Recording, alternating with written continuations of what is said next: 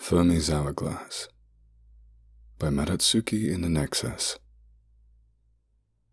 Looks like this is it.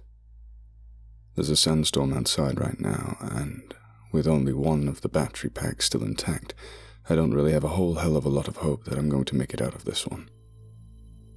The few solar panels that are still functional aren't even working at 1/10 of their capacity, so they're not resupplying energy anywhere near as quickly as life support systems burning through it.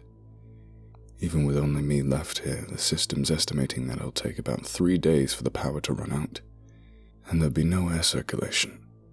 No circulation means that carbon dioxide's going to build up since the atmosphere can't reach the scrubbers, and I'll suffocate in the air that I exhale. Oh, I would if I didn't have enough oxycodone in the medbay to kill a small elephant. Let's face it though, even if this storm's a short one, I'm not going to last long anyway. Water's not really a problem, and there's a little bit of food left, since Edmonds kept an emergency supply outside of the kitchen in case there was a crisis and we needed to wait for extraction. Only problem with that is that there's not going to be any extraction at this point. The lander was made for 4 people, so I can't operate it on my own. Even if I could, it would just get me up to the orbiter, which I haven't seen in weeks. I'm pretty sure that it collided with one of the dust bunnies up there above the atmosphere. So I'd like to use what little energy this place has left to send one last message. As far as I can tell, no one on Earth's listening, so I've overridden the normal operating procedures for the antenna swivel and pointed it at Gliese 5b. I know we're not supposed to send signals out to planets that we think might be inhabited, but I don't see a problem with it just now. After that, I might take one last stroll around the base. Go pet the dust bunny maybe, if it doesn't seem to mind, and it never does. Then I'll say goodnight, and check out on my own time.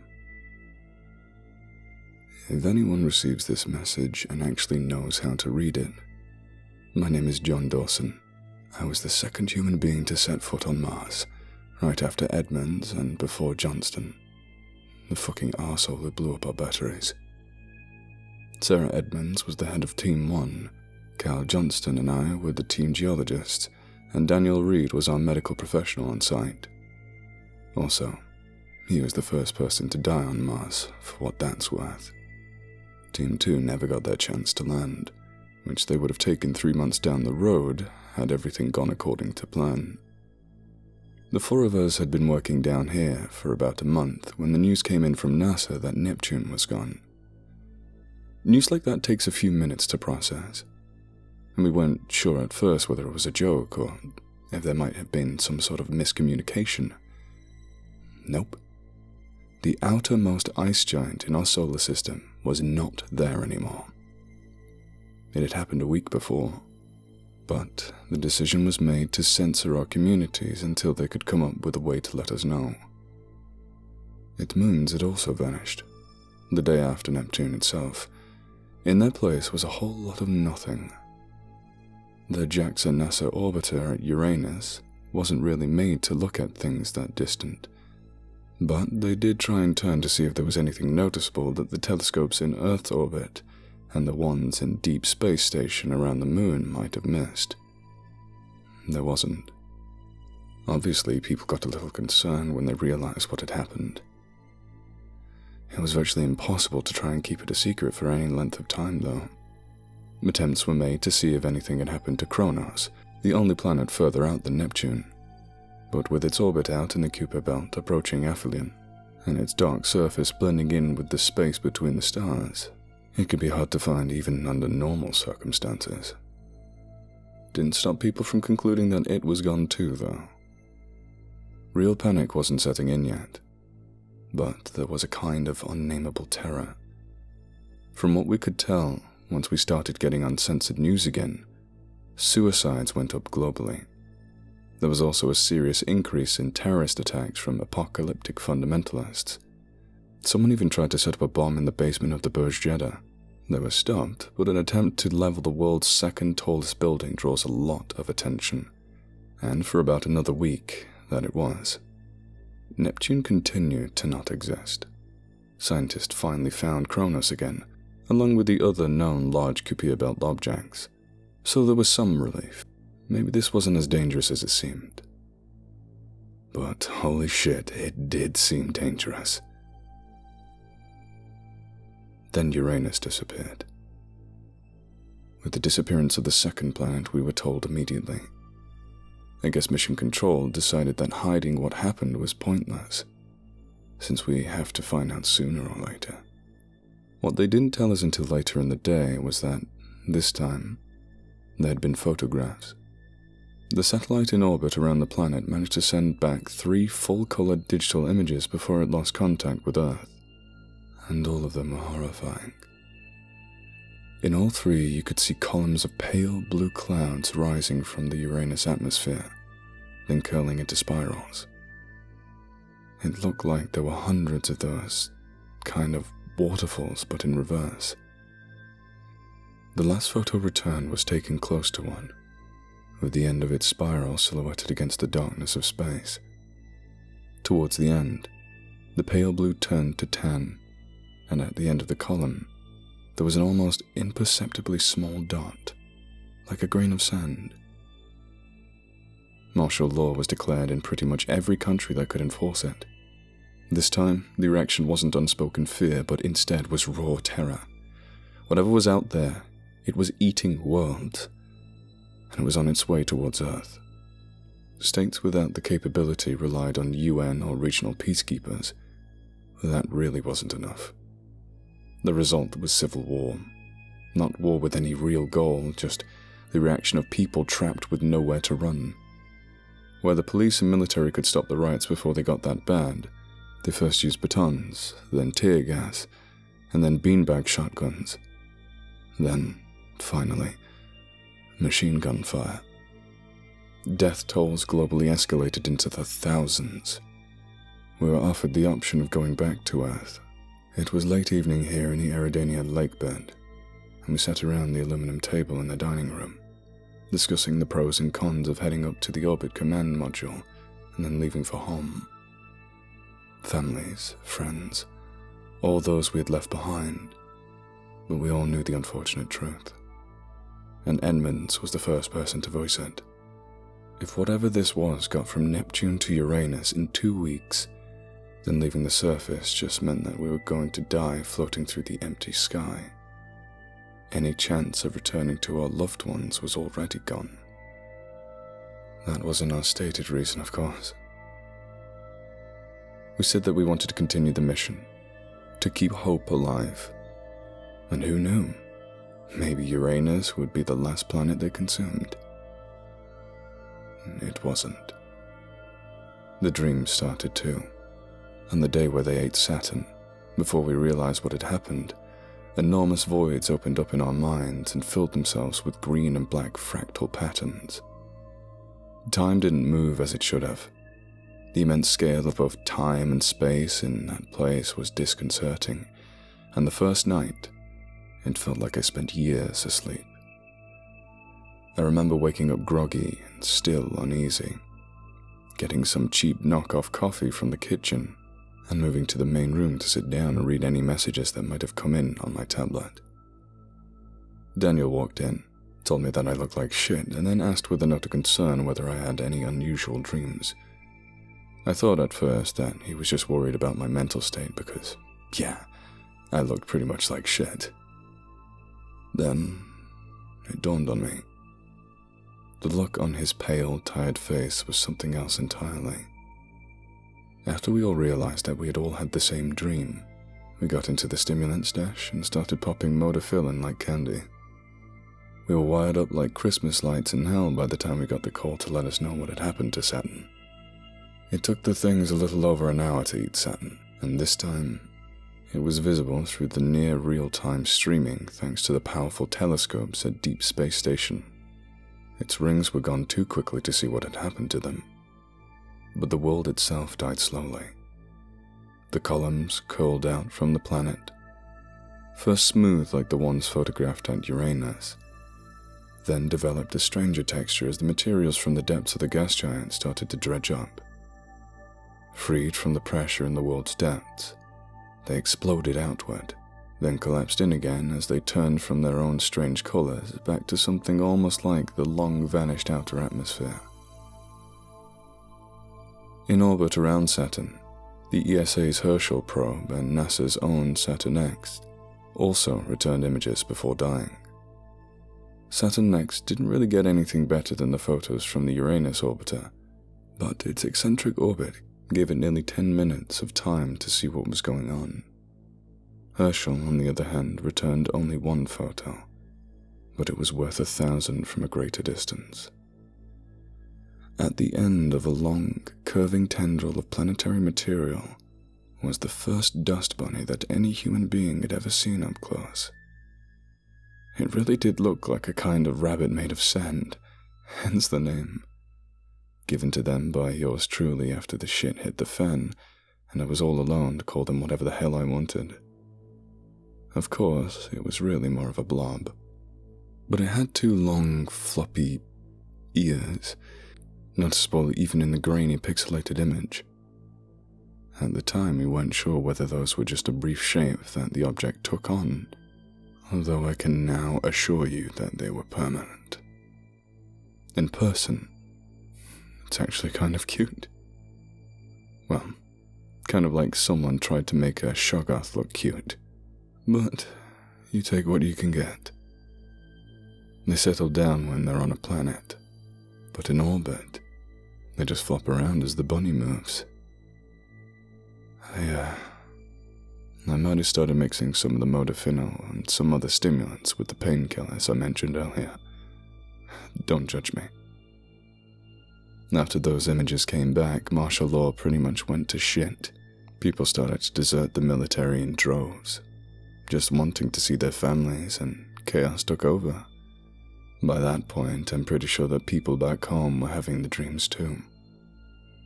It's hard to say with the attempts at media censorship, but between the news anchors trying to fake optimism while still saying goodbye, there were a few hints. A news anchor who had been escorted off set because he wouldn't stop crying, wearing a hooded sweater and firing up into the sky before he turned it on himself, and screamed that they would never take him. A brief image of a woman in a crowd who looked like she fell asleep on her feet for a moment, then woke up with an expression that I had never seen before in my life.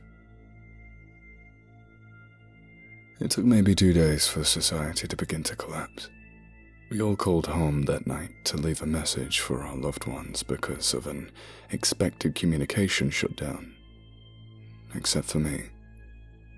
I didn't really have anyone to talk to. An ex-partner, yes, but no one else since my family died years ago when Mega Typhoon Dim hit their vacation home in Okinawa. And I made the executive decision not to let what was almost certainly going to be one of my last few days go to waste contacting that asshat. It took a while for it to sink in that my life was now probably going to be measured in days or weeks at the most. That the life of the entire human race wouldn't go on for much longer.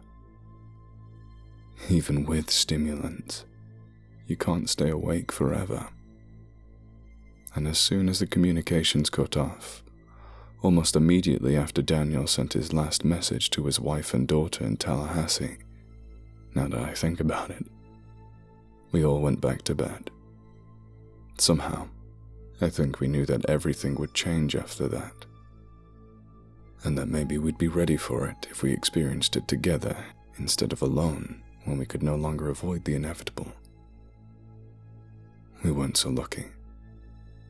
The dreams did come back, except now they felt even longer. Even more hopeless and lonely. Being together in that green and black darkness is impossible.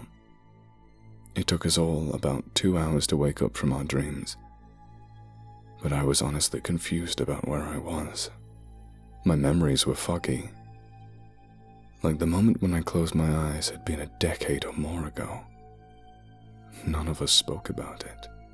Really, we didn't speak much to each other at all when we woke at roughly the same time. I did the only thing that I knew to do. I went to the damned lab and stared at rocks for hours, like I was still working even though all communication had been severed not long before. The lack of sleep combined with the potent pharmaceuticals helped me with that. The sun was going down, and the sky was stained pale blue when I heard Johnson start screaming. He was in the main room, howling in terror and anger. For a while, I thought about just staying in the lab, but then it hit me that helping someone in obvious distress was just the humane thing to do. Still, I didn't exactly run to see what was up, because I was sure it was going to be bad. My intuition wasn't off. It was really fucking terrible. There was a hell of a lot of blood. That was the first thing that I noticed. The couch was covered with it, and the green and yellow carpet was stained red. Johnston was busy ripping the television off of the wall when I first turned the corner, but it only took him a second to get it down. Then he picked his kitchen knife back up off the floor. There wasn't really a lot of clothing left on him at that point, just his pants and the tattered remains of his shirt. Under that shirt, there really wasn't a lot of skin either. Honestly, I can't know what he saw. I think he drifted off to sleep on that couch, and if he did at that point, who knows what he went through. It's not hard to judge him after everything, but the look on his face was just raw terror. His eyes were huge, his mouth was hanging open, his cheeks stained with both of his own blood and the tracks of tears. They did it. Fucking they got Jupiter. I watched them do it. I watched them eat it. Can you imagine? Can you just imagine being in one of those columns? Damn it, I saw it. Katie, I saw it. The ridges of those columns. They're just... Katie. Holy fuck. Katie. Johnson's daughter was named Katie. I remembered that. She was about my age, even though he didn't look old enough to have a daughter who was nearly in middle age herself. Johnston, there's no way you could know that, I told him. A desperate lie. There's no news coming in. We watched the line cut off together. How would you know that what you just said was true? Katie, he said again and again. Katie, Katie, Katie, oh my God. They're not even going to kill us, Katie. It's only going to take a little while now. They're going to be here in Long Beach. And then they're going to take us up. It's hell in there. I think that I made a move forward, my arms outstretched. I'm not sure if I actually took a step, though. That kitchen knife, dulled nearly black with Johnson's blood, moved up to his neck. If nothing had happened, I'm pretty sure he would have just cut through. Unfortunately for everyone, Daniel chose that moment to arrive from the opposite end of the base, coming out of the corridor and into the main room right beside him. He had time to say something. Maybe. What the hell? Johnson stabbed through Daniel's chest in one fast movement, his knife going through the doctor's sternum. The two were locked together for an instant that lasted forever, almost like a hug. Someone was screaming, but it wasn't either of them. It had to have been me, but I don't feel like I was really there at that moment. The two crumpled to the floor. I just remember sobbing. That noise. I know it wasn't coming from me. Almost definitely it was Johnston. Daniel was already unconscious. The precious fluid that kept his body moving was leaking onto the floor in a puddle. Edmonds came in from the same direction as Daniel, running into the room. She gave a confused, horrified glance around before Johnston shoved her out of the way and ran down the hall. He was screaming again now, racing faster than anyone in his physical state had any right to, trailing blood and flesh like breadcrumbs. Neither of us was really sure what to do. We stared in horror down the hallway as he ran towards the storage rooms, maintenance, and the airlock. Then Edmonds broke the silence. We need the gun. Firing a weapon in a sealed tube in a near vacuum is always a risky prospect, but being unarmed is also horrifying.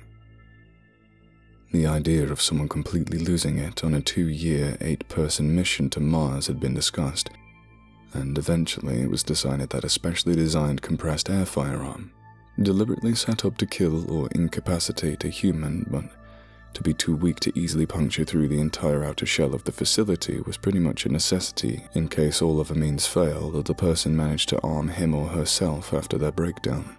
There was no guarantee it would kill, or that it absolutely won't punch a hole, but it would definitely stop someone who needed to be stopped. Now, Edmonds and I were running down the hallway to the right at the main room, towards the dormitory and the locked box under the captain's bunk where she kept the pistol. We got her to the private room.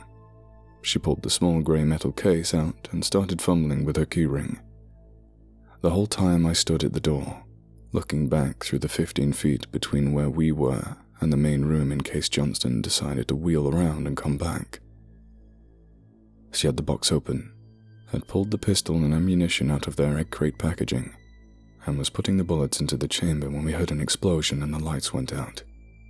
The Mars base is damned small. It only took Johnson a few minutes to get to the maintenance room, about the same time it took us to get to the captain's quarters. There are a few controls in the place to keep someone from accidentally damaging the main batteries. Those enormous black rectangles lined up in the deep closet are from the maintenance room. What Johnson did wasn't accidental. I can't really tell you much about the chemistry of the batteries here, but I assume that they contained something that didn't play nice with oxygen. I also can't tell you what Johnson saw when he closed his eyes in the main room. But whatever it was, he couldn't get it out of his head until he punched a hole in one of those electrical monoliths with something. Not the knife, it was still in the main room, lodged in Daniel's chest. The maintenance room was wiped out entirely by the blast. It was a minor miracle that the backup battery in the lander, located off to the left of the main room and only around 30 feet away from maintenance, survived. It didn't even have to kick off to seal maintenance off from the rest of the base, because the emergency hatches in the base have their own backup supply. But we wouldn't have been able to leave the dormitory if it hadn't. All of the safety seals had locked tight in a fraction of a second, and they needed some of the power supply to function. As soon as the shock wore off, and as soon as the red emergency lights kicked on so that we weren't relying entirely on light streaming in through the narrow windows, Edmonds finished loading the gun. She looked at me and asked, "Do you think that's what it sounded like?" I nodded. There really wasn't a lot else that it could have been. We still took the gun with us on our way towards maintenance. The sealed hallway leading to the main room required an approval code to open, and it took us more than a minute to figure it out through trial and error, inputting all the codes that we had expected never to use. Then the door that actually opened into the main room needed the same. All of them required the same code, though. This time, it just took long enough for Edmonds to enter the password with her free hand shaking violently. The main room looked like something out of a horror movie. The television sat propped up against the love seat, its screen broken. The adjacent couch was ripped to shreds. The sheer volume of blood was worse than I had remembered, and it was hard to tell in the harsh red light where the blood ended and the normal color of the carpet began. I wandered over to Daniel's body and checked briefly for a pulse, the thought occurring to me that we should have done this before running to get the gun. Oh well, there wasn't one, and there'd been no reason to think that there would have been only a few minutes earlier. A few minutes that felt like an eternity, but still only a few minutes. The hatch leading to the maintenance corridor was firmly closed, and the readout on its panel showed that the atmosphere on the other side was dangerously thin. It would only be about 2 hours before we were able to go outside and check to make sure what we already knew, and when we did, we found that the maintenance room was pretty much gone. There were pieces left of Johnston's body, and they stood out harshly in the darkness of the Martian night, silhouetted by our circles of artificial light. High above, where Jupiter should have been, there was only the yawning blackness of the Milky Way abyss. We weren't able to bury Daniel, but we took him out there onto the surface, wrapped in a funeral shroud made from a bedsheet. It was all we could do. In the eternal silence and cold of the dead world that we had come to explore, Edmonds told me goodbye. I didn't have enough time to react before she took off her helmet and rapidly fell to the ground. I could have probably taken her back into the base. Could have probably kept her alive. I didn't, because there was no point. Later on, I brought a shroud out for her too, along with the useless gun.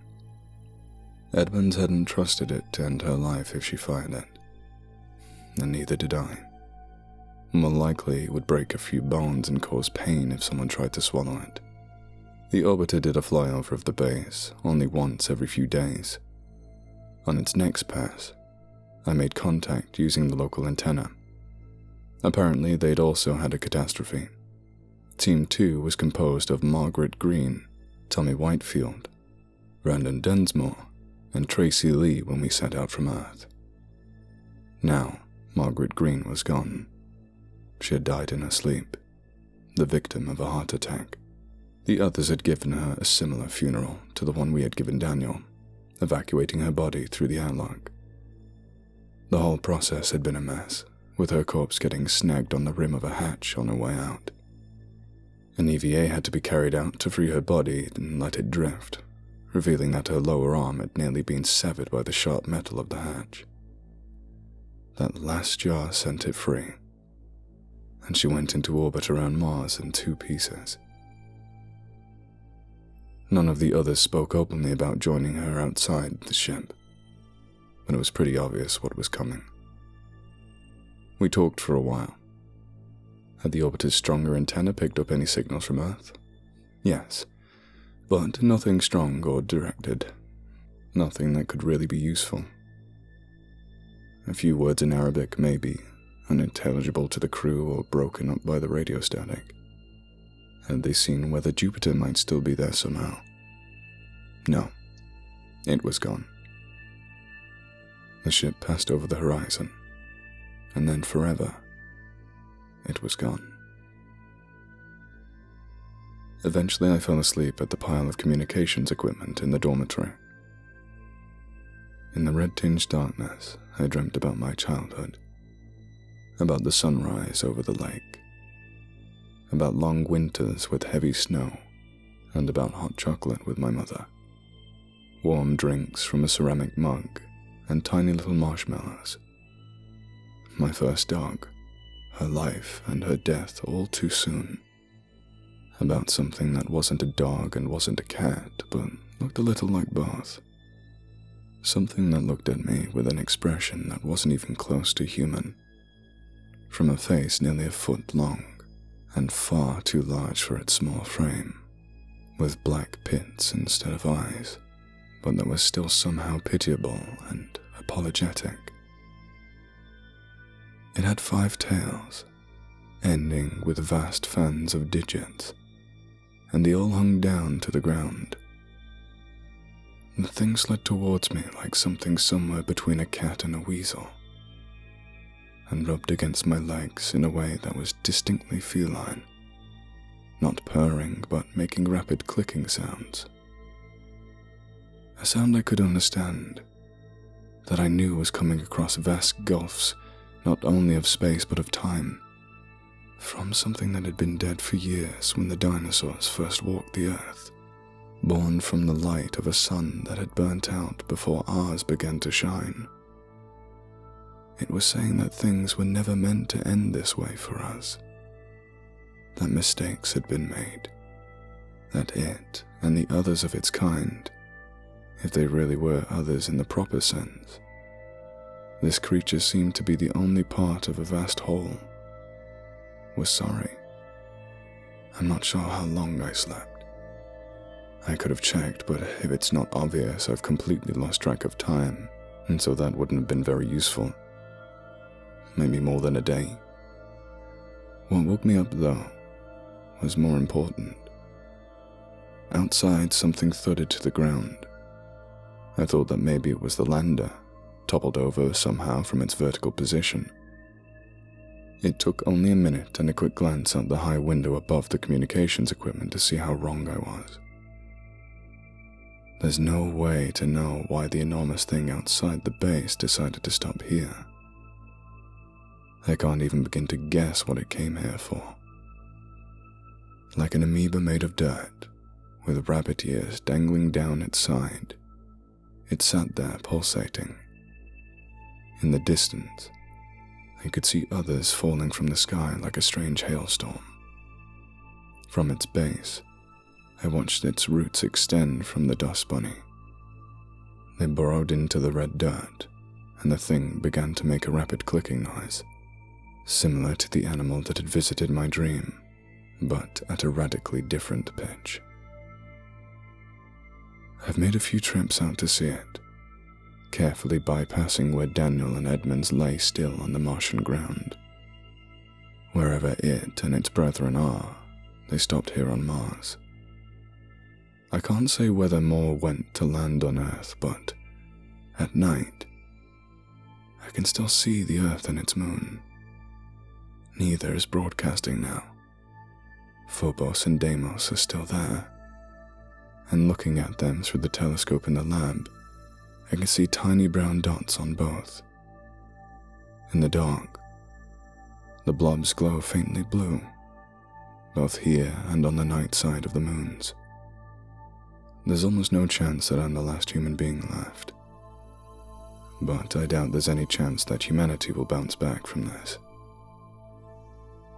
With the outer planets gone, it's hard to say what exactly is going to happen in the future, but I do know that I won't be alive to see it. No one's coming for me here. I'm alone, and I'm going to die. So, consider this a warning and a goodbye. If this happens to you, maybe you'll fare better.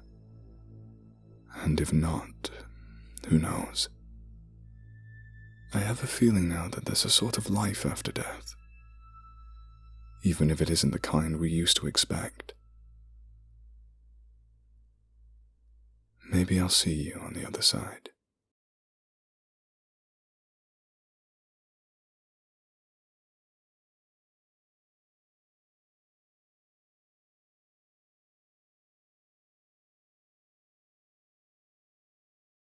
If you like this video, please consider subscribing. And if you're an animal lover like me, please consider donating to the World Land Trust, a charity that aims to help wildlife through buying land, preventing development, and helping endangered species.